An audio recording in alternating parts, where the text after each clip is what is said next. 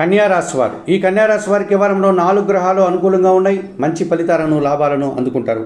ద్వితీయంలో బుధ సంచారం వల్ల వ్యాపారాభివృద్ధి, స్థిరాస్తులకు సంబంధించిన లాభాలు, వృత్తి ఉద్యోగ వ్యాపారాల్లో అభివృద్ధిని అందుకుంటారు.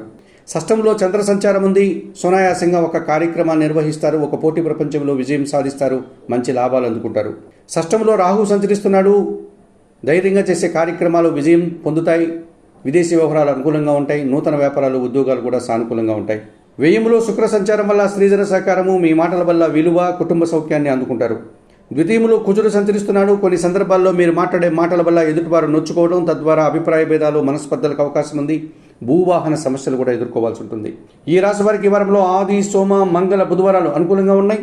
దానాలు ఇచ్చేటువంటి క్రమంలో ఎర్ర కందిపప్పు మంగళవారం రోజు కుటుంబంలో పనిచేసే పనివారికి కానీ, పేదవారికి కానీ, బ్రాహ్మణులకు కానీ దానం చేయండి. స్తోత్రపారాయణ విషయంలో సుబ్రహ్మణ్యాష్టకము, సుబ్రహ్మణ్య భుజంగ స్తోత్రము చదువుకోవడం వల్ల మీరు ప్రశాంతంగా ఉంటారు. ఆలయ సందర్శన కార్యక్రమంలో భాగంగా కన్యా రాశి వారు సుబ్రహ్మణ్య స్వామిని దర్శించి నమస్కరించుకోవడం వల్ల సంతోషంగా, ప్రశాంతంగా ఉంటారు.